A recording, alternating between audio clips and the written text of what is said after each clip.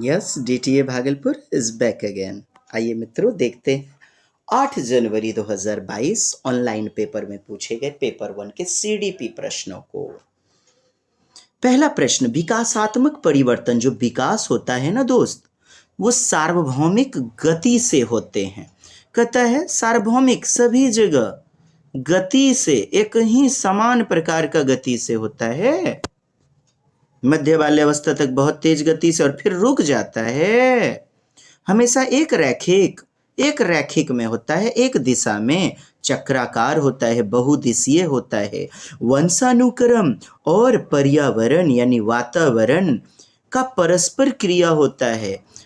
वंशानुक्रम को क्या कहिएगा? प्रकृति, नेचर, और नर्चर यानी कि पोषण, पर्यावरण को कहेंगे। तो प्रकृति और पोषण का गुणात्मक संबंध होता है, या आनुवांशिकता, वंशानुगत और वातावरण का गुणात्मक संबंध होता है। यह तो सही है। 1 नंबर समझे कि नहीं? कहते हैं अकर एट यूनिवर्सल पेस, यानी एक ही गति से, गति अलग अलग ना होती है दोस्त। क्रम जो होता है ना, क्रम वो समान होता है विकास का, लेकिन गति, स्पीड, रेट ऑफ स्पीड अलग अलग होती है। ये कहता है सेम होता है, इसलिए गलत हुआ। डी नंबर आपका उत्तर। यस, देखिए नेक्स्ट, स्थूल गत्यात्मक यानी कि ग्रॉस मोटर स्किल वाला, ग्रॉस मोटर स्किल, और सूक्ष्म गति कौशल, लिखना, छोटी मांसपेशियों का प्रयोग जो होता है, फाइन मोटर स्किल। अब देखें, कोई चीज पकड़ते हैं तो पकड़ने में क्या होता है? पकड़ते हैं चुटकी वगैरह से, यदि कोई चीज पकड़ रहे हैं तो सूक्ष्म गति कौशल। अच्छा, हथेलियों से भी पकड़ते हैं बहुत सारी चीजें। चढ़ने के लिए ऊपर जब चढ़ते हैं तो शरीर के हर भाग, यानी कि बड़ी मांसपेशी, छोटी मांसपेशी, समझ रहे हैं कि ना, छोटा छोटा जो है ना मांसपेशी, फाइन मोटर स्किल सूक्ष्म, और स्थूल वाला बड़ी मांसपेशी, जैसे पूरा का पूरा बच्चा हथेली से पकड़ता है चीजों को, मम्मी के बाल को, ग्लास वगैरह को, तो बड़ी मांसपेशी स्थूल गौतिक कौशल यानी कि ग्रॉस मोटर स्किल। और लिखने में, चित्र बनाने में क्या प्रयोग होता है? छोटी मांसपेशियां, छोटे मसल्स, चित्र बनाना। भागने में बड़े बड़े मसल्स, या चलने में। 1 नंबर हुआ हमारा उत्तर। पहला में भागना, स्थूल गति कौशल, और दूसरा सूक्ष्म गति कौशल, यानी चित्र बनाने में, उंगली से पकड़िएगा कलम को, टाइपिंग करने में, लिखने में क्या होता है? छोटी मांसपेशियों का प्रयोग, फाइन मोटर स्किल। उत्तर हुआ 1 नंबर। निचोड़ना नींबू को, या चलने में, ये तो उल्टा हो गया। पहले हमें खोजना है स्थूल वाला, आड़ी तिरछी रेखाएं, फिर वही लिखने वाली बातें, तो लिखने वाला तो सूक्ष्म में जाएगा, जबकि हमें स्थूल पहले आना चाहिए खाली स्थान में। अब बुझ गए होंगे ना? हो, इनमें से कौन सी बच्ची मध्य बाल्यावस्था में होगी? देखिएगा, मध्य बाल्यावस्था, वही हरलॉक का वर्गीकरण यदि देखें तो 2 से आपका 12 वर्ष, इसको 3 भाग में बांटिए तो 3 भाग में 12 वर्ष, 2 से 6, 6 से 9, 9 से 12, क्या आया? पूर्व बाल्यावस्था, मध्य बाल्यावस्था, उत्तर बाल्यावस्था। तो इसकी बात है, जीन पियाजे में अब लड़ाते हैं इसको। तो 7 से 11 वर्ष जो होता है वो मूर्त बाल्यावस्था हुआ, तो लगभग इसमें टैली कर रहा है, लगभग। आप कहिएगा सर 11 वर्ष इसमें है, अरे यार ज्यादा भाग किस में मिल रहा है? पियाजे में देखिए, हार्लॉक में वर्गीकरण आपने देख लिया, तब ना आपको समझ में आएगा मध्य बाल्यावस्था। हार्लॉक के वर्गीकरण को स्पष्ट, दमदार, सुप्रसिद्ध माना गया है। हाँ जी, तो मध्य बाल्यावस्था यानी मूर्त वाला, यदि पियाजे में बात करेंगे तो पियाजे में तीसरी अवस्था जो होती है वो अमूर्त होगी, गलत। नकल करना, ये तो शैशवावस्था में 0 से 2 वर्ष, गलत। सकारात्मक खेल में शामिल नहीं हो सकती, अरे शामिल होती है यार। कहता है तर्क वितर्क, तर्क वितर्क रूप से तर्क कर सकती है। संरक्षणवाद आता है ना, पलटावी, संरक्षण, उत्क्रमणशीलता, शकर्मक क्रिया, शकर्मक विचार, ट्रांजिटिव थाउट, संख्या श्रृंखला, आरोही क्रम, अवरोही क्रम, मुद्रा संप्रत्यय का कॉन्सेप्ट विकसित, संरक्षण, वर्गीकरण, विकेंद्रण, का भाव विकसित होता है। और तीसरी अवस्था जो कि 7 से 11 वर्ष मूर्त अवस्था होती है, कॉन्क्रीट ऑपरेशनल स्टेज पियाजे की, उसमें तार्किक रूप से बच्चा तर्क वितर्क प्रारंभ कर देता है। बताया है ना हमने, तर्क वितर्क प्रारंभ और विकसित चौथी अवस्था में। डी नंबर उत्तर हुआ।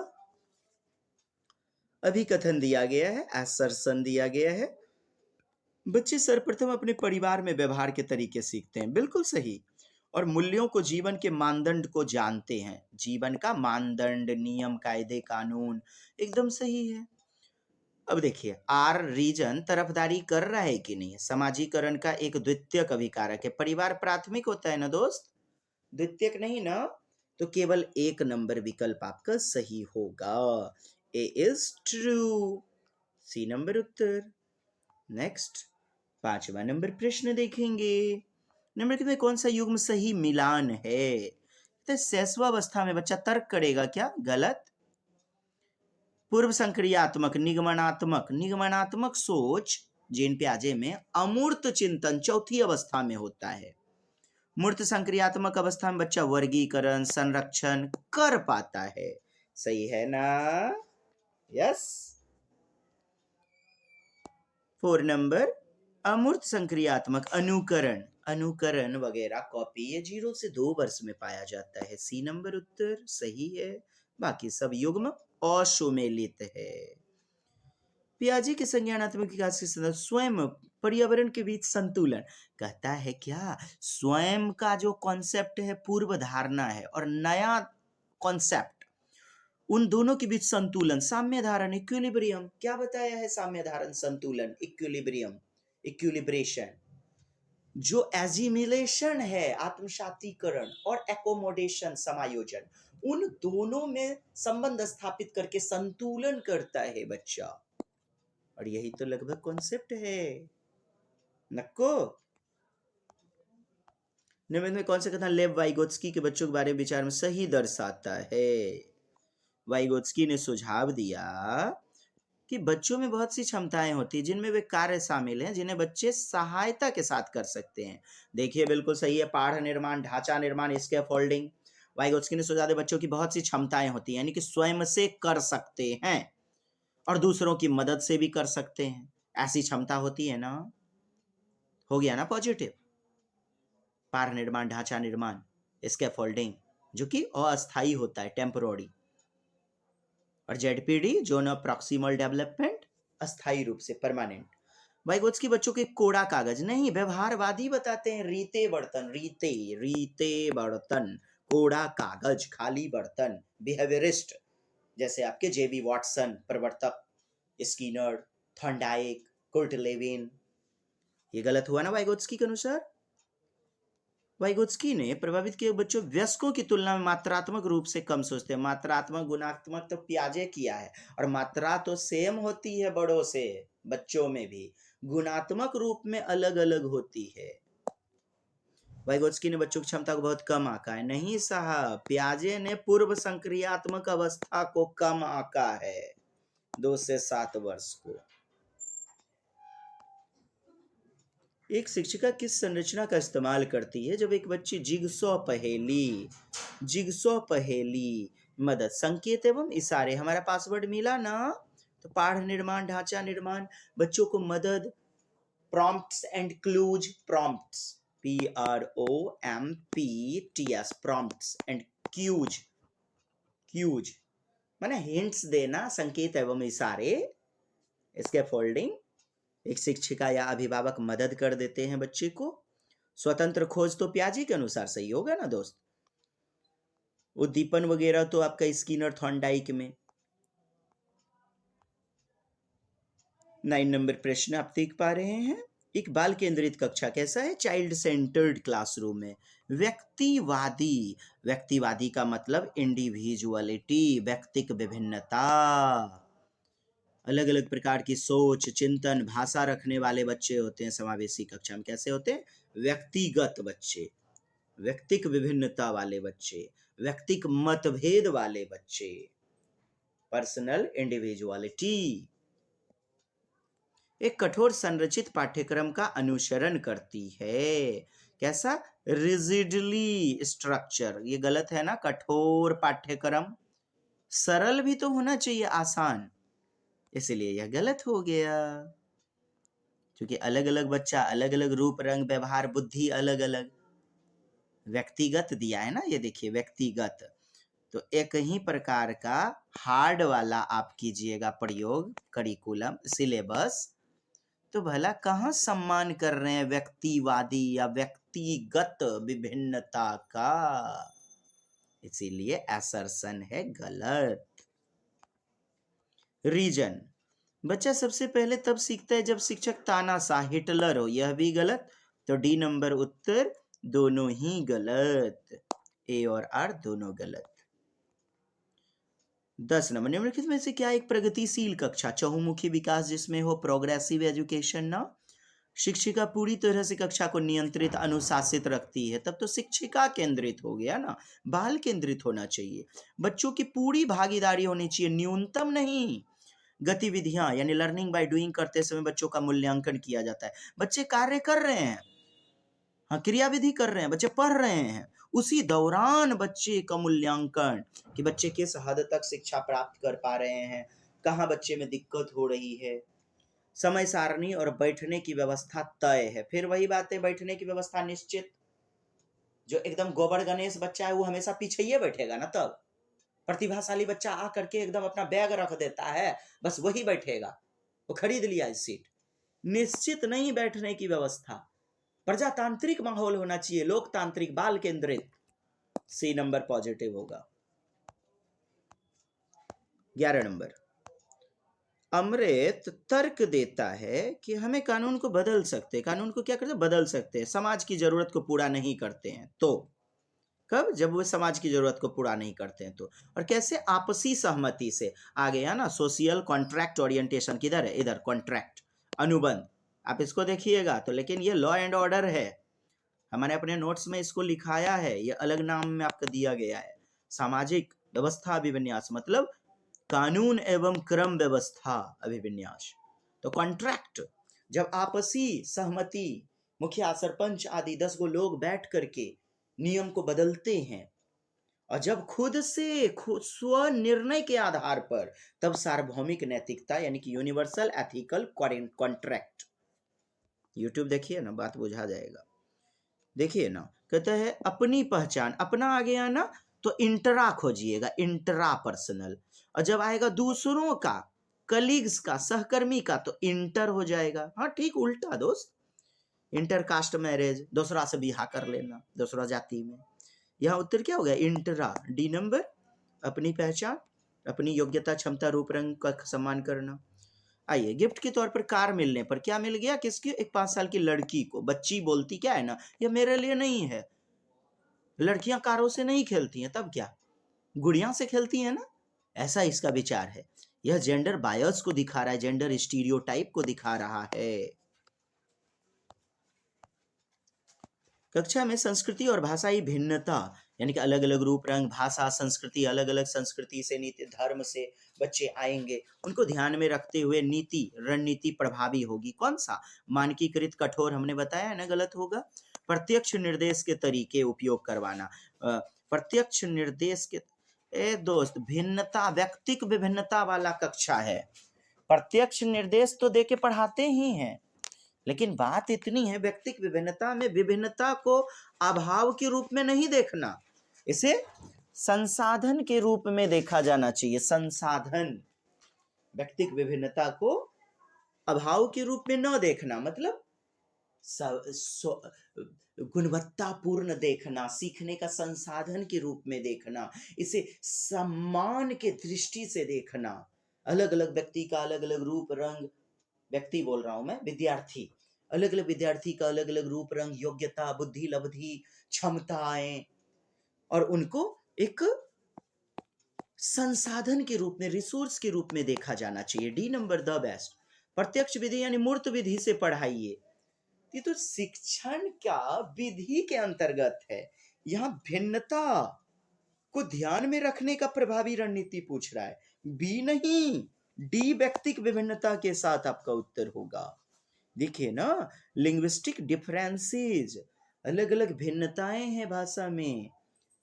कोई बच्चा केरल का है, कोई बच्चा बांग्ला है, पापा जी का पोस्टिंग हो गया आप ही के जगह पे बिहारे में जैसे हो गया, तो बच्चा बांग्ला बोल रहा है, तो उनके भी भाषाई आधार पर पढ़ाना चाहिए, मातृभाषा में बोलने का आजादी दीजिए। तो इसे रुकावट, बाधा, हिंड्रेंस के रूप में नहीं देखना है, अभाव के रूप में नहीं।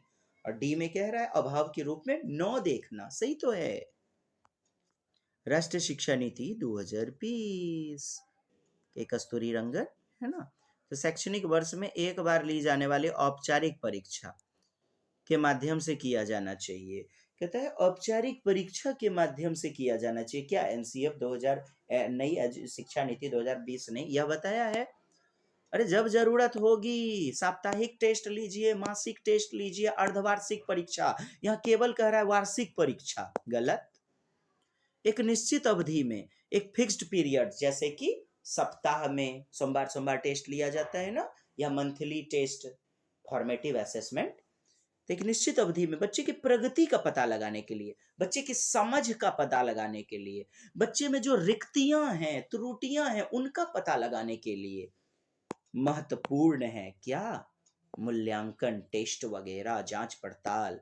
बी नंबर द बेस्ट होगा। सभी शैक्षिक गतिविधि का केंद्र होना चाहिए। क्या? केवल शिक्षा से रिलेटेड, करिकुलर, स्कॉलेस्टिक, शैक्षिक गतिविधि, पढ़ाई से जुड़ी बातें। अब सुनिए गैर शैक्षिक, खेल कूद, नुक्कड़ नाटक, प्रोजेक्ट, साइंस एग्जीबिशन, ये सब क्या हुआ? को करिकुलर, को स्कॉलेस्टिक। तो गैर शैक्षणिक में भी अच्छा होना चाहिए ना बच्चा। कहते हैं केवल शैक्षिक में केंद्र, यही फोकस होना चाहिए। माने खेलोगे कूदोगे बनोगे खराब, अरे बच्चा उसमें भी अव्वल होना चाहिए, तभी तो होगा स्कॉलेस्टिक को, ये holistic development, all over development, चहुमुखी विकास। योग्यता के क्रम में बच्चे में जो एबिलिटी जो है ना, उसका क्रम दे दिए, रैंकिंग दे दिए, रैंक इतना परसेंट नंबर है, 39%, 42%। अरे वर्गीकरण, भेदभाव, नंबर, रैंक के इस सब आधार पे नहीं करना है। बच्चों में डिमोरलाइजेशन पैदा हो जाती है, हीन भावना, और ये सब वर्जित कहा गया है। हुआ बी नंबर उत्तर। समावेशी कक्षा दिया गया है ना दोस्त, इंक्लूसिव क्लासरूम, ठीक। तो क्या दिक्कत है? प्रत्येक विद्यार्थी की क्षमता, योग्यता, उसको सम्मान दीजिएगा ना। विद्यार्थी में क्षमता आधारित कठोर समूह बना देना, वर्ग में बांट देना, जो क्षमता जिनकी है, कोई मोटो चदरा है, एगो ग्रुप बना दो। पतरकी चरदारा यानी कि प्रतिभाशाली बच्चा है, अलग ग्रुप बना दो, गलत हुआ। व्यक्तिगत मतभेद का ध्यान और सम्मान, यस, पर्सनल इंडिविजुअलिटी का ध्यान रखिए। हो गई ना व्यक्तिगत विभिन्नता। और समावेशी कक्षा, बच्चा दिव्यांग है, दृष्टि बाधित है, श्रवण बाधित है, सबको सम्मान दीजिए, ध्यान में रखिए। विशेष विद्यार्थी के लिए केवल व्यावसायिक शिक्षा, अरे यार विशेष शिक्षा का प्रावधान ही नहीं है, विशेष विद्यालय, विशेष ट्यूशन। समावेशी सबके लिए समानता, और जो दिव्यांग है उनके लिए साम्यता, इक्विटी।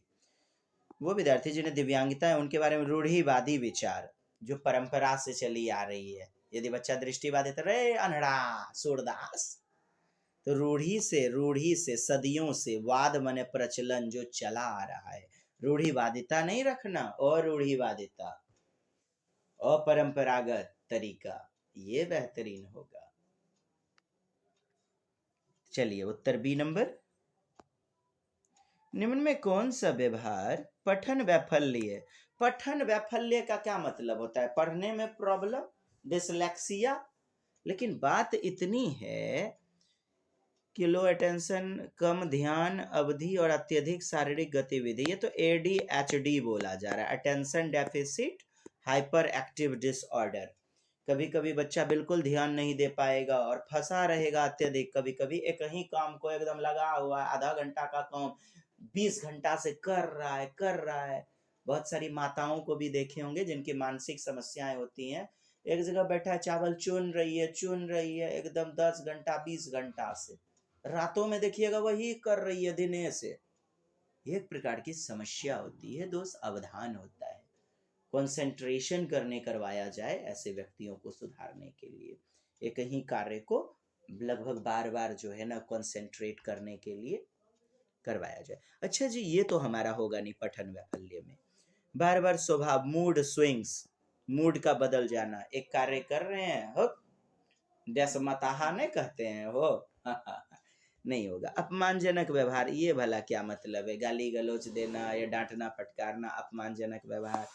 देखिए आप यहाँ राइटिंग बी डी, बी को डी, 21 को 12, हाँ लिखना, लिखना दिया है, लेकिन दोस्त यहाँ डिसलेक्सिया नहीं दिया है, तो मेरा कहना है तो एक के नंबर न उत्तर होगा मजबूरी में भी। डिसलेक्सिया जो लिखना होता है, डिसग्राफिया लिखना, डिसग्राफिया, तो जब भी आप कोई चीज लिखते हैं तो मने मन पढ़ते भी न हैं। कोई बोल के पढ़ करके लिखता है, कोई मन ही मन दिमाग में नचाते रहता है, दिमाग में एक विचार चलता है, तो हो गया ना पढ़ना। तो लिखने से पहले पढ़ना सीखना चाहिए, और पढ़ने से संबंधित मजबूरी में भी, या मेरा ये कॉन्सेप्ट समझिए, इसीलिए आपका उत्तर लिखना हो जाएगा यहाँ। बी को डी, हर्षिकार को दीर्घिकार, 39 को 93, 19 को 16 पढ़ लेना, ये सब होता है ना, लिख देना। प्राथमिक इकाई होता है 18 नंबर देखेंगे दोस्त। वो विद्यार्थी जिन्हें स्वलीनता है, ऑटिज्म है। ऑटिज्म, देखिए ऑटिज्म वाला जो विकार होता है दोस्त, उनके किस क्षेत्र में चुनौती से की जा सकती है? अभिव्यंजनानक यानी कि बोलने में दिक्कत होगी, ग्रहणशील संचार में चुनौती महसूस होगी, ग्रहणशील संचार किसी चीज को आसानी से सीख नहीं पाएगा। अच्छा बात को समझिए, क्या होता है स्वलीनता, ये हमारा उत्तर होगा।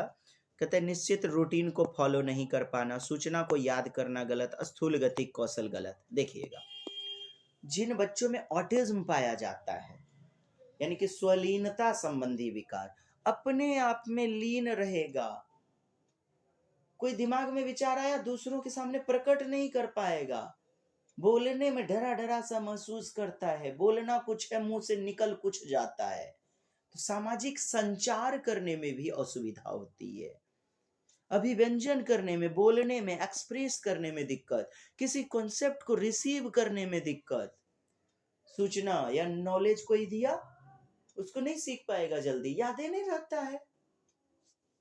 स्वलीनता संबंधी प्रॉब्लम 1 नंबर। सामाजिक संचार एक क्वेश्चन में पूछा गया है ना।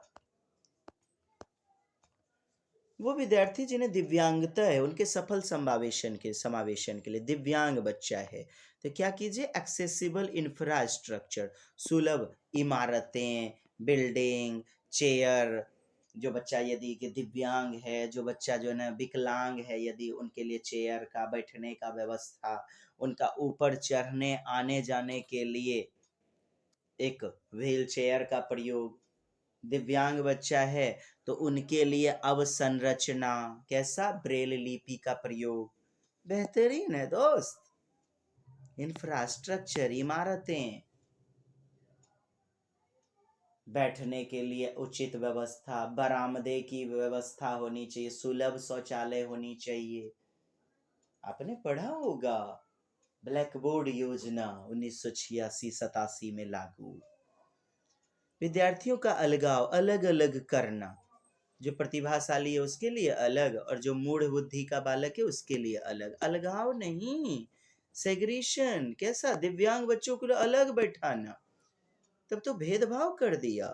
शिक्षकों का पक्षपात पूर्ण, बच्चे के साथ क्या कर रहा है, भेदभाव, गलत।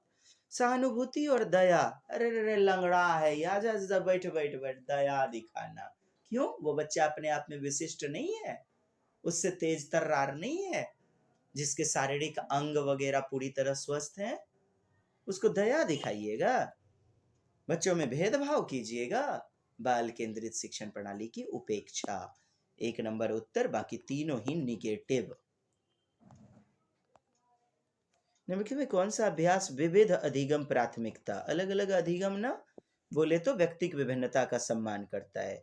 कार्य की प्रासंगिकता, मूल्य और प्रामाणिकता को कम करना। देखिए प्रासंगिक नहीं होना चाहिए यानी कम करना चाहिए, गलत ना।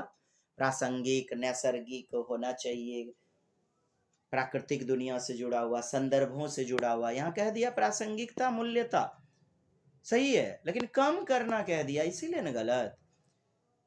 आसपास के खतरों और विकर्षणों को कम करना, खतरा वगैरह और विकर्षण वगैरह को कम कर देना। विकर्षण बुझ रहे हैं कि नहीं? हमारा सही है ये उत्तर दोस्त, नहीं समझे? क्या कहा? विविध अधिगम। ये देखिए, मिनिमाइज थ्रेट्स और डिस्ट्रैक्शन इन द सराउंडिंग। आसपास का खतरा, विकर्षण, बच्चों में डिस्ट्रैक्शन हो रहा है यानी कि पढ़ाई के प्रति और रुचि हो रही है, और रुचि उसको कम कर देना यानी कि रुचि को बढ़ा देना। अब खतरा, खतरा को क्या कर देना? कम कर देना। धीरे धीरे कॉन्सेप्ट को, अच्छा मिस कॉन्सेप्ट होगा तभी तो बच्चे में धीरे धीरे खतरा होगा। हाँ, बच्चा कॉन्सेप्ट नहीं समझ पा रहा है तभी तो खतरा होगा। खतरे का संदर्भ क्या? बच्चा कॉन्सेप्ट नहीं समझ पा रहा है, तो कॉन्सेप्ट नहीं समझ पा रहा है उसको कम कर देना यानी कॉन्सेप्ट को गुणवत्तापूर्ण कर देना। समझिए ना, minimize threats and distraction in the surrounding. C, उपकरणों और सहायक तकनीकों पर पहुंच कम करना। अरे यार टेक्नोलॉजी से पढ़ाना चाहिए, सहायक रणनीति से, कहता है कम कर देना, गलत। विद्यार्थी की व्यक्तिगत पसंद और स्वायत्ता को प्रतिबंधित नहीं, बढ़ावा दीजिए। व्यक्तिगत विभिन्नता को प्रतिबंधित, रोक टोक कर देना, कम कर देना, गलत। 21, किस सिद्धांत पर आधारित कक्षा कक्ष? विद्यार्थी स्वयं पहल करते हैं यानी कि बच्चे खुद से चर्चा करेंगे, हाँ, सामाजिक गतिविधि में भाग लेंगे, सामाजिक रचनावादी। संरचना, सोशियल कंस्ट्रक्टिविज्म, कंस्ट्रक्ट करेगा, ज्ञान का निर्माण करेगा, स्वयं चिंतन करेगा, पहल करेगा, चर्चा में सक्रिय भागीदारी। कब होगा? जब बच्चा लर्निंग बाय डूइंग करेगा, क्रिया करके सीखेगा, ज्ञान का संरचना होगा, कंस्ट्रक्ट होगा। और यह समाज में ही तो होता है। सामाजिक सांस्कृतिक अंतःक्रिया दिया है ना वाइगोत्स्की ने भी। सामाजिक संरचनावादी, प्रतिपादक यानी कि थ्योरम या अन्य चीजों को प्रतिपादित करने वाला, रट्टाफिकेशन वाला, LHS इक्वल टू RHS, प्रतिपादित, गलत। अनुकरण करके सीखना, सारी चीजें कॉपी करना, सारा सक्रिय कह रहा है ना। अनुकरण में तो रटा रटाया भी चला जाता है। व्यवहारवादी, बिहेवियरिस्ट कहते हैं बच्चे खाली बर्तन होते हैं, गलत। C नंबर उत्तर। नेक्स्ट, सार्थक अधिगम कब होगा? मीनिंगफुल लर्निंग, हाँ, जब उसे ज्ञान से जोड़िएगा। ज्यों का त्यों मतलब रटंत विद्या, हूबहू, एज इट इज, शब्द सह, जस का तस। CBSE बोर्ड वाला 90% बच्चा देखे होंगे, बड़ा बड़ा क्वेश्चन है एकदम याद कर लेता है और ज्यों का त्यों बोल देता है। इससे ज्ञान, सृजनात्मकता, क्रिएटिविटी बढ़ेगी? नहीं। गैर संदर्भित, यार संदर्भ से जोड़िए ना, गैर कह दिया, नहीं जोड़िए। सक्रिय रूप से नियंत्रित करते हैं। अब देखिए, आलोचनात्मक सोच, समस्या समाधान की प्रक्रिया शामिल हो। D नंबर हुआ। आलोचनात्मक सोच यानी कि विवेचनात्मक, एनालिसिस थिंकिंग, और प्रॉब्लम सॉल्विंग की तरह तरह की प्रक्रियाएं करना। बेहतरीन उत्तर। यहाँ नियंत्रित कर दिया ना, अनुशासित यानी प्रतिबंधित कर दिया सक्रिय रूप से जो था, इसलिए गलत हुआ। D नंबर उत्तर। 23 नंबर देखिएगा, कहता है नई शिक्षा नीति 2020 में से किसकी वकालत नहीं की गई है? देखिए, पाठ्यक्रम में वृद्धि, योगात्मक मूल्यांकन, समझ पर जोर देना, सही बात है। समझ, अंडरस्टैंडिंग होनी चाहिए, बच्चों को अंडरस्टैंडिंग पर ज्यादा से ज्यादा बढ़ावा दीजिए। संरचनात्मक समझ पर जोर देना, ये तो सही है। कहता है योगात्मक आकलन, सम माने नंबर पर फोकस कीजिए, जोड़, अर्धवार्षिक परीक्षा, वार्षिक परीक्षा, गलत हो गया, नहीं समझे। फॉर्मेटिव माने रचनात्मक, संरचनात्मक अधिगम को बढ़ावा देना, सही है। पाठ्यक्रम को बढ़ा दीजिए, कहाँ कहा गया, किसमें कहा गया कि करिकुलम, सिलेबस वगैरह को बढ़ा दीजिए? ऐसा कहा गया है नई शिक्षा नीति 2020 के कस्तूरी रंगन की समिति में? नहीं ना। प्रौद्योगिकी के उपयोग में कमी, अरे बढ़ावा दीजिए टेक्नोलॉजी, कोडिंग, डिकोडिंग, कंप्यूटर तकनीकी, TLM मटेरियल में बढ़ावा, कमी नहीं। ये भी गलत। तो 2, 3, 4 गलत है और डी नंबर में आपका उत्तर है। किसका वकालत नहीं किया गया है? तो नहीं यानी कि डी, और 1 नंबर हाँ है। 24, निम्न में कौन सा अभिविन्यास का सही मिलाप है? कहता है किसी विशेष रुचि के क्षेत्र में क्षमता में सुधार करना है। कोई भी विषय है, हाँ, उसमें मास्टरी ओरिएंटेड दिशा में उन्मुखी लक्ष्य बनाइए, उसमें मास्टरी हासिल कीजिए, मास्टरी ओरिएंटेड गोल, और यह हमारा सही होगा। एक लक्ष्य बनाया, उसी के प्रति बार बार तल्लीन है, फोकस किए जा रहे हैं, तभी तो गुणात्मक रूप से कौशल विकसित होंगे। मास्टरी ओरिएंटेड, बाकी देखिएगा सब निगेटिव मिलेगा। नकद पुरस्कार जीतने के लिए परीक्षा की तैयारी कर रहा है, तो बाह्य रूप से मोटिवेटेड है। परिहार उन्मुखी प्रदर्शन, परिहार अर्थात क्या, निगेटिविटी वाला बच्चा एक तो तैयारी कर रहा है और ये कहता है अवॉइड करना, परिहार छोड़ देना, हतोत्साहित महसूस करना। परिहार मतलब किसी चीज से दूर हो जाना, तो दूर हो ही जाएगा तो भला परीक्षा की तैयारी कैसे कर पाएगा? ये भी बेहतरीन मैच नहीं है। सी, कक्षा में प्रथम स्थान पाना है तो फिर परिहार यानी उससे दूर हो जाना, तैयारी करना ही नहीं, अवॉइड कर देना, अवॉइडेंस, गलत। परीक्षा में प्रथम स्थान पाना, ये प्रथम द्वितीय पाना, नंबर लाना, रिजल्ट लाने के लिए पढ़ने वाली बातें गलत होंगी। समझ विकसित होनी चाहिए, वो बेहतरीन होता है। दूसरों से पिछड़ा प्रदर्शन, फिर वही बातें, प्रदर्शन। अरे दूसरों से क्या मतलब है, आप अपनी समझ विकसित करो ना। एक शिक्षक का लक्ष्य होना चाहिए बच्चों में कौशल को, समस्या समाधान के कौशल को विकसित करना, समझ को बनाना, कॉन्सेप्ट के समझ को, संप्रत्यय के निर्माण को बढ़ावा देना। प्रदर्शन की दिशा में उन्मुखी गलत हो जाएगा, प्रदर्शित करना, दूसरों को दिखाना। चलिए दोस्त, मास्टरी ओरिएंटेड समझे? नहीं समझे? याद कर लीजिए ना। किसी भी क्षमता को बढ़ाना है किसी विशेष क्षेत्र में, तो लक्ष्य निर्धारित व्यवहार कीजिए, लक्ष्य उन्मुखी व्यवहार, महारत उन्मुखी व्यवहार, mastery oriented, goal oriented. 25 number आपका, विद्यार्थियों के अधिगम को सुसाधित करने के लिए, बढ़ावा देने के लिए शिक्षिका को किस पर ध्यान देना चाहिए? तो परीक्षा के प्रति भय पैदा करना गलत, रटकर याद करना गलत, निष्क्रिय नहीं सक्रिय होना चाहिए। बच्चों को प्री नॉलेज से जोड़िए, पूर्व अधिगम से, बेहतरीन उत्तर हो जाएगा।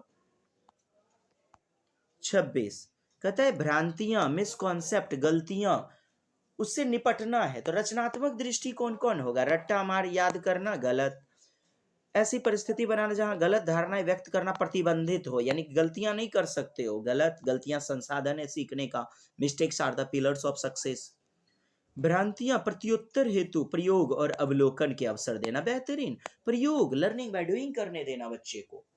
गलतियां सीखने का संसाधन है, उन्हें खुद से भी अवलोकन करने दीजिए, कहाँ त्रुटियां हुई, अवसर दीजिए बच्चे को, रोकिए मत, गलतियां मत करो, ऐसा नहीं करना है, और ये अवसर देना कितना बेहतरीन है, अपॉर्चुनिटी। पूर्व मान्यता और वैकल्पिक अवधारणा अनदेखा करना, अरे प्री नॉलेज से जोड़ा जाना चाहिए।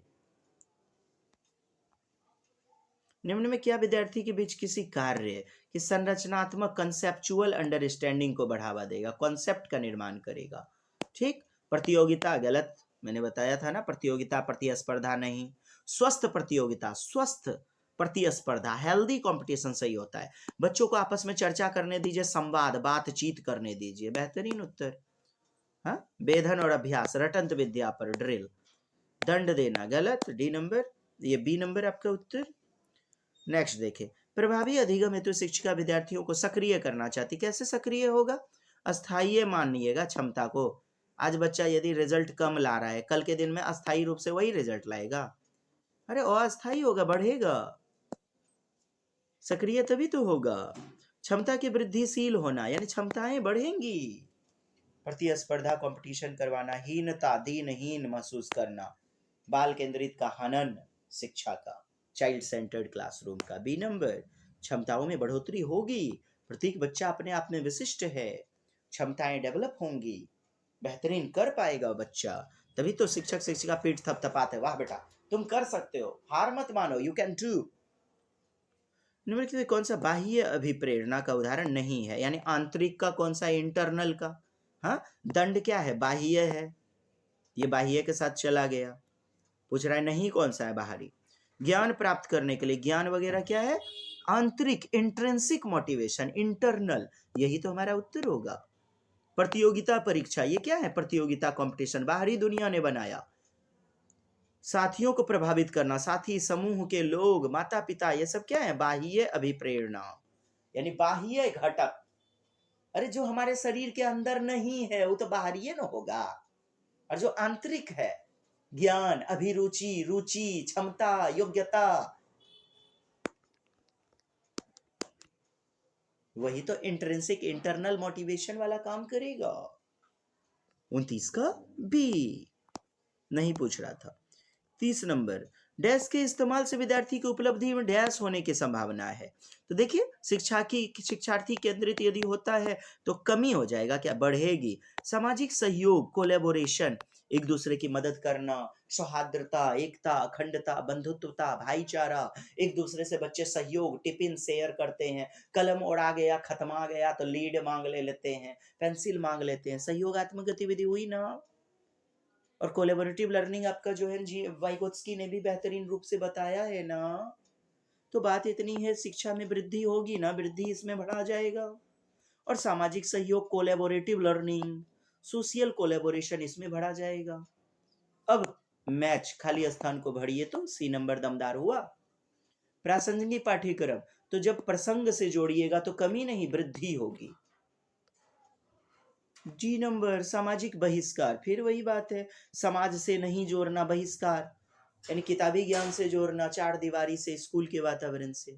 अरे स्कूल के ज्ञान को बाहरी दुनिया से जोड़िए, बहिष्कार नहीं, अंतःकरण करना चाहिए, आंतरिकीकरण, जोड़ना, सुधार। चलिए ठीक है, बट बहिष्कार निगेटिव वर्ड है। हो गया आपका उत्तर सी नंबर। मिलते हैं अगली दमदार कक्षा के लिए। अच्छा लगे तो कृपया लाइक शेयर सब्सक्राइब। हाँ, लगते हैं नमन सबको, सफलतम शुभ कामना के साथ, जय हिंद।